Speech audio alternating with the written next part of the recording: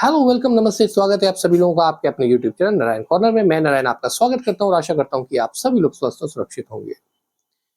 बहुत सारे आपने मेरी वीडियोस में देखा होगा, मैं लोन के बारे में बात करता हूँ, प्रोसेस के बारे में बात करता हूँ, लोन एलिजिबिलिटी के बारे में बात करता हूँ और मैंने अपनी स्टार्टिंग की वीडियो में जब आप मेरे चैनल पे जाएंगे तो उसमें मैंने लोन का इतिहास भी बताया है।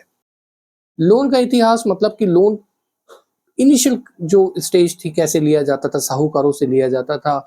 सबसे पहले लोन जो एक्सचेंज ऑफ गुड्स के तौर पे भी होता था, फिर उसके बाद वो मुद्रा के रूप में आया, फिर उसके बाद लोन का तरीका और प्रकार सब प्रोसेस वगैरह सब बदलते गए। आधुनिक परिवेश में जब हम लोन की बात करते हैं तो हम एक लेंथी डॉक्यूमेंट प्रोसेस की बात दिमाग में आती है। लोन लेना है मतलब बहुत सारे डॉक्यूमेंट, बहुत सारा झंझट और बहुत सारा टाइम। समय के साथ साथ ये प्रक्रिया भी अब बदल चुकी है। अब अगर आपको लोन लेना है तो अब आपको बहुत सारे कागज या बहुत सारे टाइम या प्रोसेस की जरूरत नहीं है। मात्र आधा घंटा और आपका एक यूजेबल फोन जो आपका वैलिड मोबाइल नंबर के साथ हो, सिर्फ इतनी ही जानकारी आपको चाहिए और आपका लोन प्रोसेस हो जाता है। अब ये ऑनलाइन लोन होता कैसे है? ऑनलाइन लोन में कैसे बैंक बहुत दूर बैठ के भी आपकी सारी एलिजिबिलिटी को निकाल लेता है, किस तरीके से वो आपको जांच परख लेता है कि आपकी एबिलिटी ऑफ रिपेइंग कैपेसिटी कितनी है। ये कुछ टेक्निकल बातें भी हैं और कुछ इंटरेस्टिंग और बहुत ही रोचक ज्ञानवर्धक जानकारियां हैं जो इस वीडियो में मैं आपको आगे चल के बताने वाला हूँ। आज की इस वीडियो में अंत तक बने रहिएगा क्योंकि ये जानकारियां बहुत ही रोचक और ज्ञानवर्धक रहेंगी कि ऑनलाइन लोन कैसे लिया जाता है और इसका क्या तरीका है। ये पूरी डिसबर्समेंट की प्रक्रिया है कि ऑनलाइन डिसबर्समेंट कैसे होता है, ऑनलाइन लोन की डिसबर्समेंट की प्रक्रिया क्या है, इस वीडियो में हम लोग आज बात करते हैं, पूरा समझते हैं कि किस तरीके से ऑनलाइन लोन जब हम लेते हैं तो कैसे कैसे किन किन प्रक्रियाओं से डिसबर्समेंट को गुजरना होता है। वीडियो में अंत तक बने रहिएगा। चैनल सब्सक्राइब नहीं किया है तो निवेदन है कि प्लीज चैनल को सब्सक्राइब कर लीजिए, वीडियो को लाइक करना मत भूलिए और बेल आइकन को दबाना मत भूलिए ताकि आपको सारी वीडियोस जो जानकारियां हैं फ्यूचर में सही समय पे उपलब्ध होती रहे। तो चलते हैं अपनी स्लाइड की तरफ। तो स्वागत है आप सभी लोगों का स्लाइड पे, ब्लैक बोर्ड पे। तो आज की जो ये रोचक जानकारी है ये रिलेटेड है हमारे ऑनलाइन डिसबर्समेंट प्रोसेस से लेके। इस पूरी स्लाइड में मैं आपको समझाऊंगा कि जो हम लोग ऑनलाइन टेलीफोन से अपने मोबाइल से जो लोन प्रोसेस करते हैं या लेते हैं, एक्चुअल में वो किस तरीके से होते हैं और उसका क्या प्रोसेस है। End to end technical subscription के साथ मैं आपको बताऊंगा। वीडियो पे बिल्कुल बने रहिएगा और आपको ये जानकारी बहुत इंपॉर्टेंट है और अच्छी भी लगेगी। हम लोग अपनी रोजमर्रा की जिंदगी में जो लोन वगैरह प्रोसेस करते हैं उसका क्या तरीका है वो हम आगे आपको दिखाते हैं। तो ये नॉर्मल लोन की तरह इसमें भी वही प्रोसेस है। सबसे पहले हम लोग लॉगिन करते हैं ऑनलाइन प्रोसेस में भी, जैसे हम डॉक्यूमेंटेशन के साथ लॉगिन करते हैं, अपनी फाइल को फोटोकॉपीज जैसे देते हैं नॉर्मल ट्रेडिशन में, वैसे ही हम ऑनलाइन भी करते हैं। अलावा इसके हमारे पास नेक्स्ट प्रोसेस होता है सैंक्शनिंग का। हम लोग नेक्स्ट प्रोसेस सैंक्शनिंग का करते हैं कि किस तरीके से फाइल को ऑनलाइन सैंक्शन किया जाता है। और थर्ड प्रोसेस जैसे कि सब लोनों में होता है वैसे ही प्रोसेस यहाँ पे है डिसबर्समेंट का। अब इन तीनों प्रोसेस को ऑनलाइन सेगमेंट में कैसे डिस्ट्रीब्यूट किया जाता है उसकी चर्चा हम लोग यहाँ पे आज कर रहे हैं। तो सबसे पहले चलते हैं लॉगिन की तरफ कि लॉगिन ऑनलाइन कैसे होती है। देखिए, जब भी हम कभी फाइल ऑनलाइन लॉगिन करते हैं तो उसके लिए ऑथेंटिकेशन इज बेसिक टूल। हर एक चीज का ऑथेंटिकेशन होता है। मैं आपको एक चीज और बता देता हूं यहाँ पे कि जब भी कभी हम लोग ऑनलाइन फाइल को प्रोसेस करते हैं तो हर एक प्रोसेस का स्टेज का एक स्कोर बोर्ड होता है, स्कोर कार्ड होता है, जो वो लोन देने वाली कंपनी का जो एप्लीकेशन है ऑनलाइन वो रिकॉर्ड करता है। सपोज कीजिए आपका घर अपना है या आपका बैंक स्टेटमेंट कितना हेल्दी है, आपका मोबाइल नंबर वैलिडेशन, ये सब का ना एक 5-5 नंबर का स्कोर होता है जो आपके प्रोसेस के साथ ऐड होता रहता है। और एंड में जब एलिजिबिलिटी आती है तो वहां पे ये स्कोर जो इंटरनल एप्लीकेशन स्कोर है आपकी इंफॉर्मेशन का, आपके सारी जानकारियों का, वही आपकी लोन को निर्धारित करता है। तो ऑनलाइन एप्लीकेशन में आपका जो स्कोर कार्ड है वो बहुत इंपॉर्टेंट है। यहाँ पे ऑनलाइन ऑथेंटिकेशन के में सबसे पहले हम लोग चलते हैं मोबाइल नंबर वेरिफिकेशन। जब भी आप कभी ऑनलाइन लोन लेते हैं, ऑनलाइन इन द सेंस जो हमारे पोर्टल्स होते हैं कि जिस पे आता है कि आपको 50,000 1 लाख रुपए का लोन अलॉट है, आप एप्लीकेशन पे क्लिक करिए, आपको लोन ऑन द स्पॉट आपको ऑफर्ड है। ऐसे लोन एप्लीकेशन में मोबाइल नंबर वेरिफिकेशन होता है। आपके पास आपको अपना एक मोबाइल नंबर डालना होता है। याद रखिएगा वही नंबर डालें जिस पे आप ये एप्लीकेशन अपने मोबाइल पे रन कर रहे हैं। बहुत सारे ऑनलाइन कुछ ऑर्गेनाइजेशंस हैं जो जिनकी आप कभी ब्रांच तो नहीं देखेंगे लेकिन वो आपको मोबाइल पे बिक जाएंगी या ऑनलाइन दिख जाएंगी, जो आपको ऑनलाइन लोन प्रोवाइड कर रही हैं। ये ऑनलाइन एनबीएफसीज हैं जो आपको कहीं ब्रांच में नहीं दिखेंगी, फिजिकल नहीं दिखेंगी, बट है, और ये लोन दे भी रही है, जेन्युइन है। तो यहाँ पे वो क्या कर रही हैं, ना तो आप उन्हें देख रहे हैं ना वो आपको देख पा रही हैं। तो सबसे पहला प्रोसेस क्या होता है, मोबाइल नंबर और वेरिफिकेशन का। आपका जो मोबाइल नंबर है वही आपकी पहचान, आपका फाइल है। तो मोबाइल नंबर वेरिफिकेशन आपकी कैसे होती है, और आपकी मोबाइल नंबर वेरिफिकेशन होती है ओटीपी वैलिडेशन के साथ। आपके पास एक मोबाइल पे ओटीपी आता है जो कि ऑटो फैच फैसिलिटी होती है। ऑटो फैच फैसिलिटी क्या होती है कि जैसे ही आपने अपना मोबाइल नंबर डाल के आगे के नेक्स्ट की तरफ क्लिक किया, आपके पास अगली जो स्क्रीन खुलती है उस पे आपको एक ओटीपी डालना होता है। वो उसी नंबर पे आता है जो नंबर आपने पिछली वाली स्क्रीन पे डाला था, और वही नंबर होना चाहिए जिस पे ये एप्लीकेशन आप देख रहे होंगे। तो मतलब कि जिस मोबाइल से आप यूज कर रहे हैं, जिसका ये लोन लेना चाहता है, वही नंबर यूज करें, किसी अपने रिश्तेदार का नंबर यूज ना करें, कोई और किसी और की इंफॉर्मेशन यूज ना करें, वरना आपका लोन नहीं होगा। अगर मुझे लेना है तो मैं अपने ही मोबाइल नंबर से, जो मेरे नाम का मोबाइल नंबर है, उसी से ही वही नंबर डालूंगा, और वही फोन होना चाहिए जिसमें वो सिम हो। ओटीपी आएगा, ओटीपी ऑटोमेटिकली एप्लीकेशन अपने पास फैच कर लेता है, रिकॉर्ड कर लेता है। आपको मैनुअल टाइप करने की जरूरत नहीं होती है। अगर मैनुअल टाइप कर रहे हैं तो वहां पे आपका स्कोर हो जाएगा 0, और अगर आपका ऑटो फैच में है, आपका मोबाइल नंबर वैलिडेटेड है, तो वो ऑटोमेटिकली आपका एप्लीकेशन से वो आपको जैसे ही रिसीव होगा ना आपके नंबर पे, वैसे ही वो एप्लीकेशन में ऑटो फीड हो जाएगा। यहाँ पे 5 नंबर मिल जाते हैं। जैसे ही आपका ओटीपी यानी मोबाइल नंबर वैलिडेट हो जाता है, आपकी फाइल सिस्टम में एंट्री कर जाती है। यहाँ पे आपको कोई डॉक्यूमेंट नहीं देना होता, यहाँ पे सिर्फ ऑनलाइन वेरिफिकेशन में ओटीपी वैलिडेट करना होता है।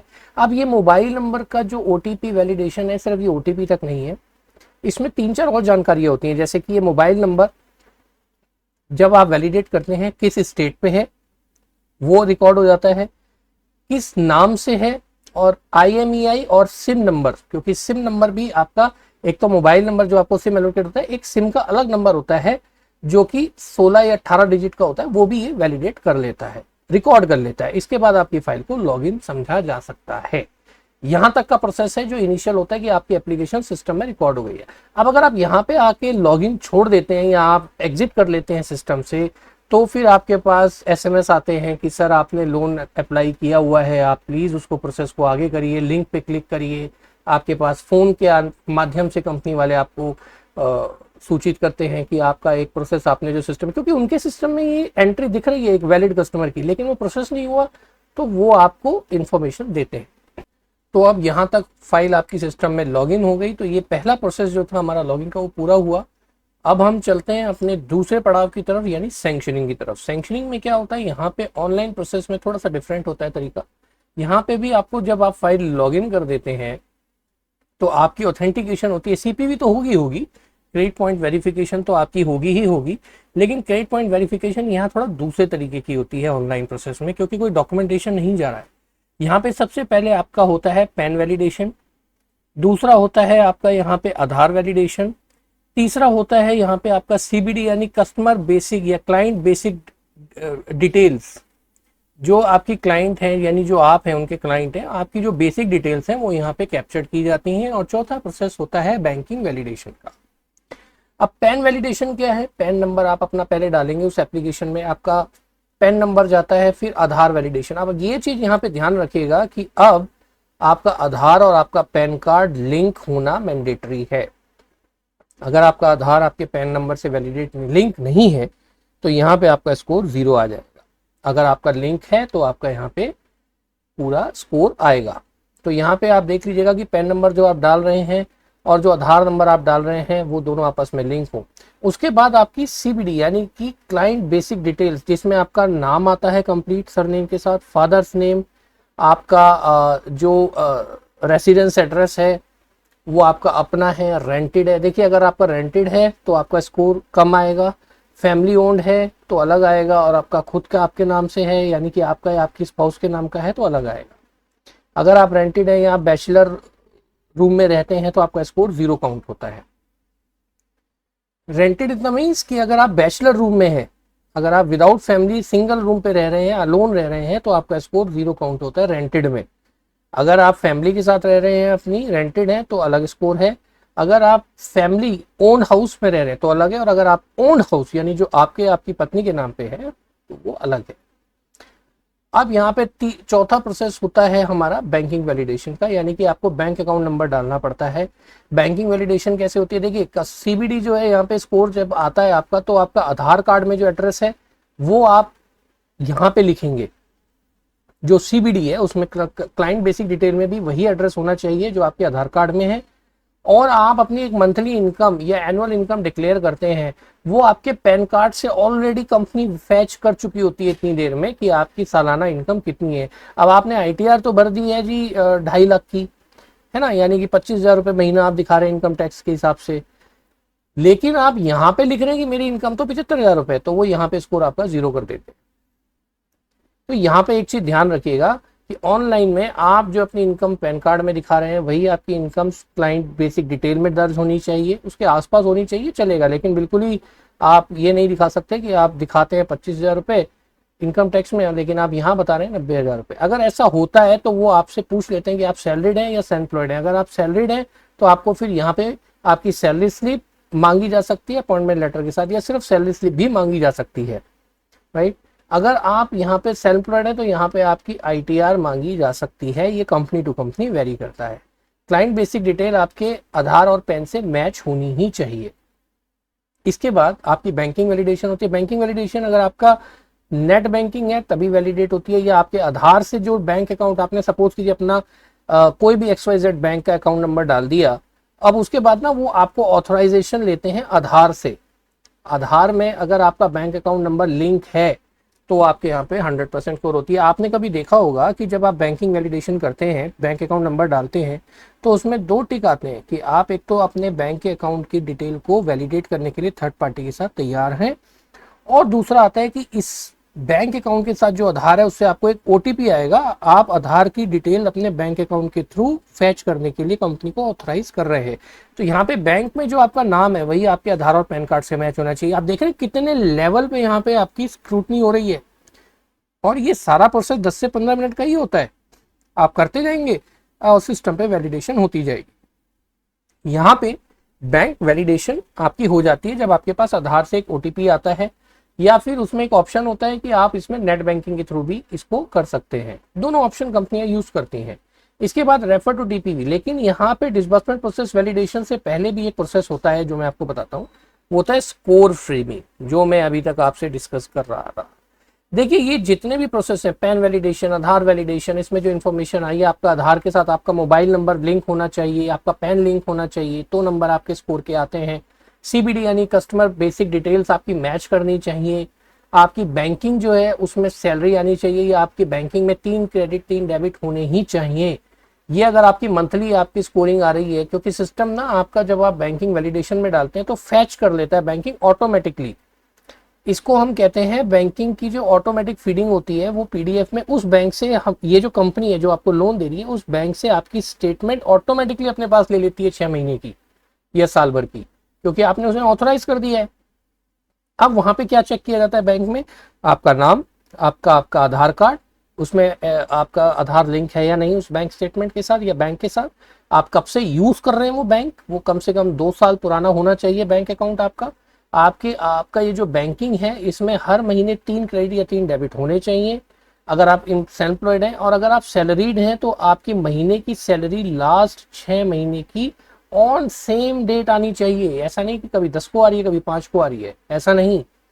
आपकी सैलरी अगर 5 तारीख से पहले आ रही है तो उसका अलग स्कोर है, 5 से 10 के बीच में आ रही है तो अलग स्कोर है, 10 तारीख के बाद आ रही है या फ्लक्चुएट वे में आ रही है तो 0 स्कोर है। ये बैंकिंग वैलिडेशन का बहुत इंपॉर्टेंट टूल है। यहाँ पे सारे पूरा जो अब तक का प्रोसेस है उसका एक स्कोर निकाला जाता है। अब कुछ कंपनियां सपोज कीजिए 120 का स्कोर टोटल लेके चलती हैं, तो उन्हीं को लोन देंगी जिनका 75 या उससे ऊपर का स्कोर है। ठीक है, एक तो बेसिक रूल ये हो गया कि 75 से ऊपर का स्कोर होगा तो ही लोन मिलेगा आपको, चाहे आपकी इनकम कितनी भी हो, चाहे आपका कोई भी इंफॉर्मेशन आपने पॉजिटिव डाली हो, एक स्कोर है उससे ऊपर आएगा तो ही लोन मिलेगा। अब 120 और 75 के बीच में फॉर एग्जांपल अगर आपका 80 आता है, अब इनका भी एक ब्रैकेट है। ब्रैकेट कैसे, 75 से 90 तक के बीच में अगर आपका स्कोर है तो आपको 2 लाख तक या 1 लाख तक लोन मिलेगा। 90 से लेकर के 105 या 110 तक आपका अगर स्कोर है तो आपको इतना लोन मिलेगा। अगर 110 से लेकर के और 120 या मैक्सिमम स्कोर जितना है उतना है तो आपको 5 लाख तक का लोन मिलेगा। ऐसे स्कोरिंग पे ही ये लोग आपका लोन अमाउंट इंटरनली डिस्क्राइब करते हैं या उसको वैलिडेट करते हैं। इसके बाद फाइनल एलिजिबिलिटी निकल जाती है जो ऑन सिस्टम होती है। अब यहाँ पे भी क्या होता है कि यहाँ पे फाइनल एलिजिबिलिटी जब आती है तो आपको शो नहीं हो रही, आपको दिख रहा है कि you can take loan up to 5 lakhs, up to. ये ध्यान रखिएगा, यहाँ पे अप टू का मतलब होता है कि आपको 5 लाख तक का लोन मिल सकता है। अब आपको 10,000 भी हो सकता है और 4,90,000 भी हो सकता है और 5 लाख भी हो सकता है। तो उस बहकावे में बताइएगा कि आपको 5 लाख का लोन मिल ही गया क्योंकि दिख रहा है इसमें, ये देखिए लोन अप टू 5 lakhs। अब अप टू में 0 से लेके 5 लाख तक की कोई भी फिगर हो सकती है। तो यहाँ पे जब स्कोरिंग बेस आपकी फाइनल एलिजिबिलिटी आ जाती है तो सिस्टम के साथ अंडर राइटर भी बैठा होता है वहां पे, जिसके पास नोटिफिकेशन जाता है कि ये लोन एलिजिबल है, इसकी फाइनल एलिजिबिलिटी आ रही है 5 लाख रुपए। लेकिन उसके ऊपर भी होता है कि वो 5 लाख दे दे या वो आपको 4.5 लाख रुपए फाइनल आपके शो कर दे रेफर टू डीपीवी, यानी कि रेफर टू डीपीवी में आपको शो होता है। फाइनल एलिजिबिलिटी में सिर्फ आपके अंडर राइटर तक आता है।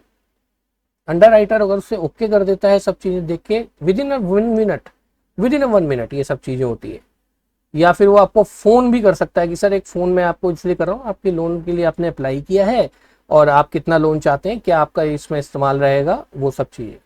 जब ये वो फाइनल हो जाता है, फोन ना भी आए लेकिन अगर सिस्टम में उससे सब चीजें पॉजिटिव दिख रही हैं तो वो रेफर टू डीपीवी यानी डिसबर्समेंट प्रोसेस वैलिडेशन आपको नेक्स्ट स्क्रीन पे अलाउ कर देता है। अदरवाइज फाइनल एलिजिबिलिटी अगर यहाँ पे या कहीं पर भी स्कोर की फ्रेमिंग आपकी कम रहती है, अगर 75 या जो उनकी मिनिमम लेवल ऑफ स्कोरिंग है उससे नीचे है तो आपका वहीं पे आ जाएगा sorry your loan will not process due to XYZ reason और internal process norms and condition.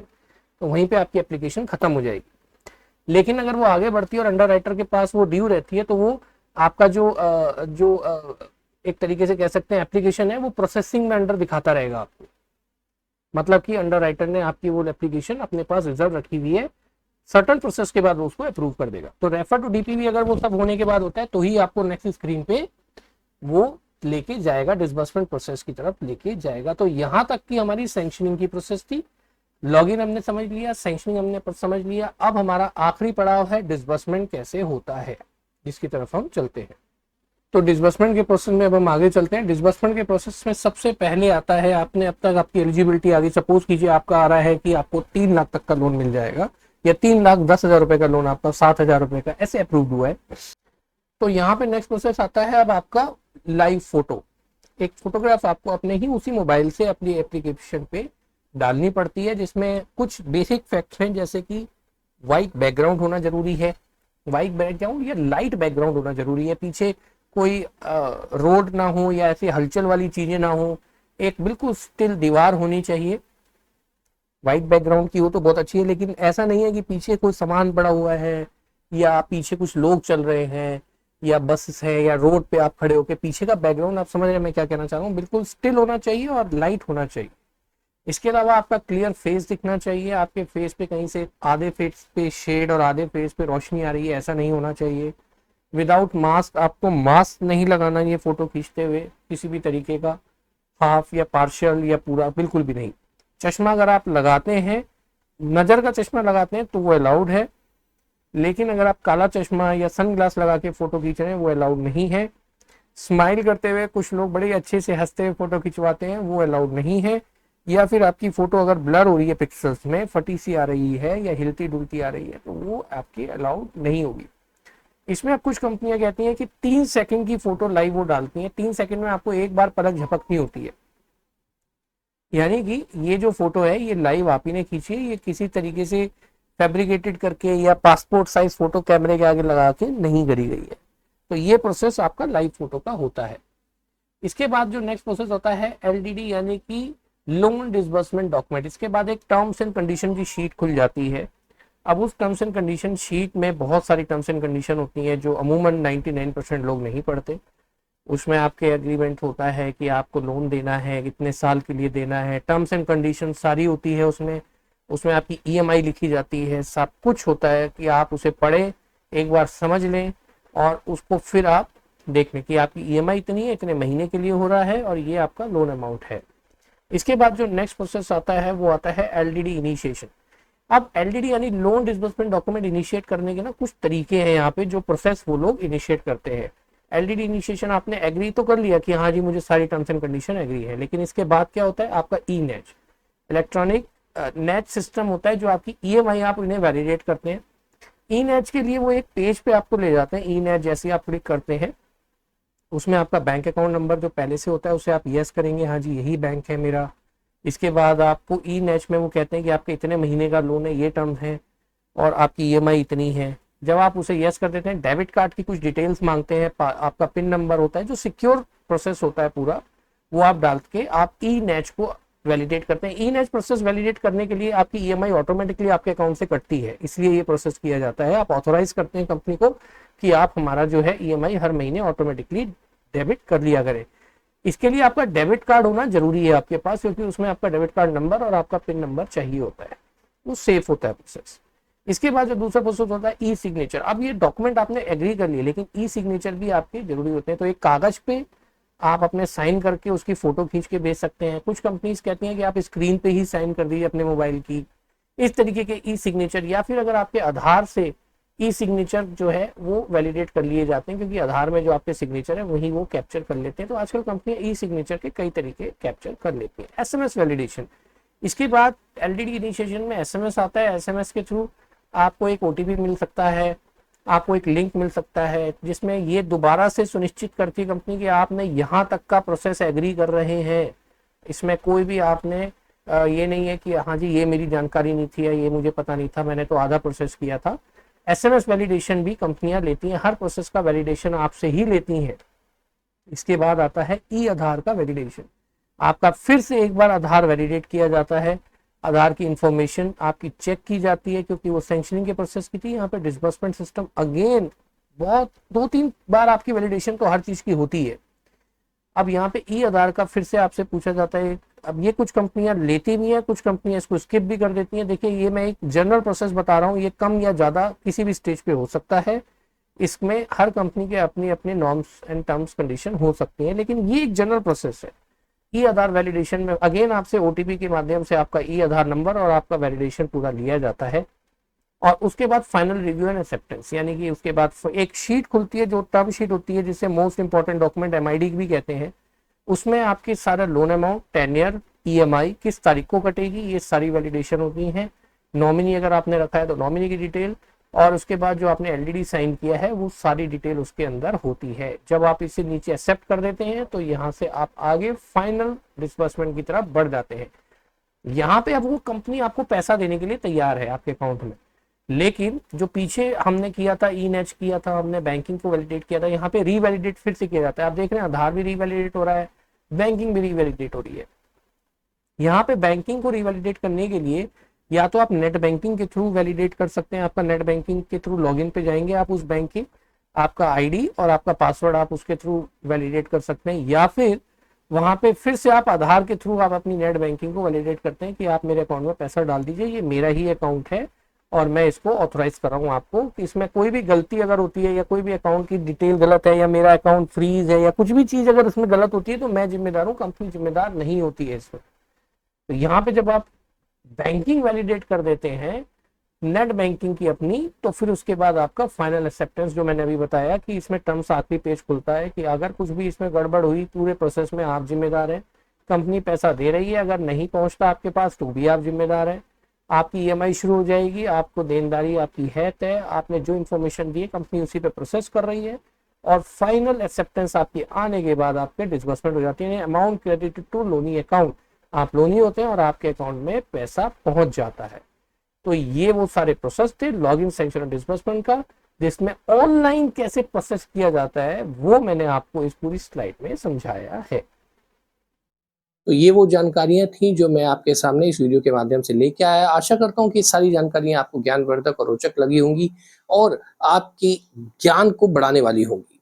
आज तक हम लोग सोचते थे कि मोबाइल से लोन लेना कोई घाटे का सौदा तो नहीं हो सकता है कोई फ्रॉड हो या कुछ इस तरीके के। फ्रॉड भी हो सकते हैं, कुछ ऐसी ऑर्गेनाइजेशन आई थी जो लोन देने के टाइम पे आपसे एक फीस चार्ज करती थी।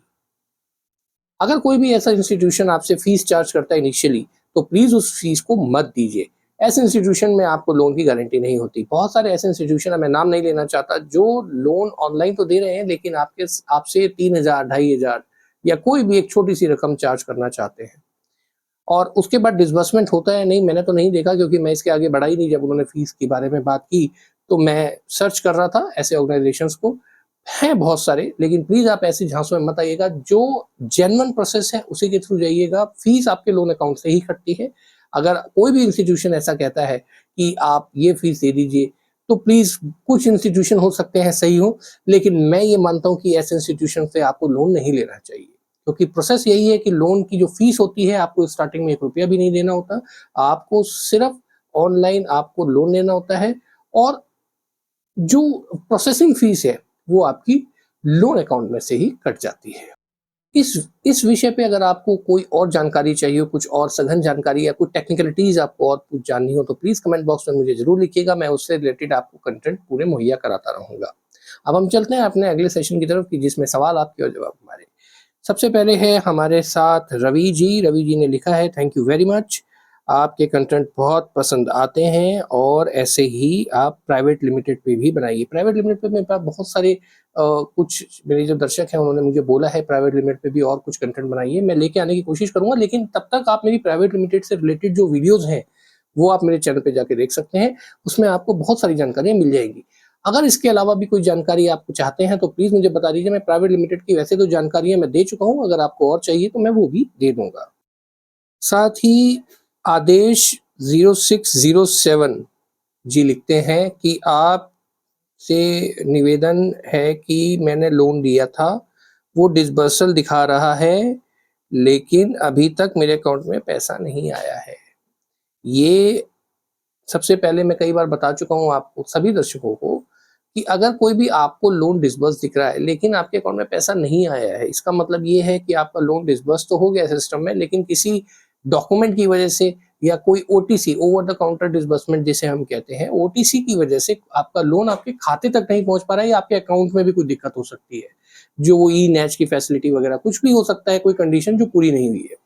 इसके लिए आपको तुरंत कस्टमर केयर पे जाना चाहिए। अगर कस्टमर केयर पे नहीं जा रहे तो जिस व्यक्ति से या जिस सेल्स प्रेजेंस से या जिस रिलेशनशिप मैनेजर से आपने अपना लोन को प्रोसेस कराया, आपको तुरंत उससे संपर्क करना चाहिए, या उस संबंधित ब्रांच पे आप जा सकते हैं।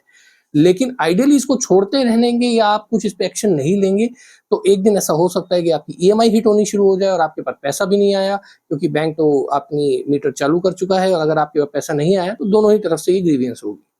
तो आपको तुरंत ऐसे में, अगर 48 आवर्स में आपके पास पैसा नहीं आता, तो आपको ब्रांच या कस्टमर केयर या फिर उस व्यक्ति से, उस आरएम से जो उस लोन को प्रोसेस कर रहा है, तुरंत संपर्क करना चाहिए।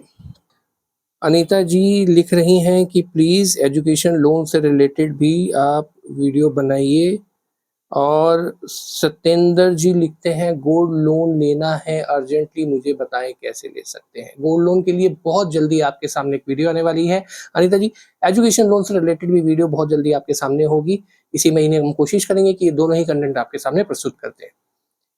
तो ये थे सवाल आपके जवाब हमारे। आशा करता हूँ कि ये वीडियो में अब तक आपको ये सारी जानकारियाँ बहुत ज्ञानवर्धक लगी होंगी, बहुत रोचक लगी होंगी। प्लीज़ वीडियो को लाइक करना मत भूलिए। चैनल को सब्सक्राइब नहीं किया तो सब्सक्राइब कर लीजिए, इससे हमें प्रेरणा मिलती है।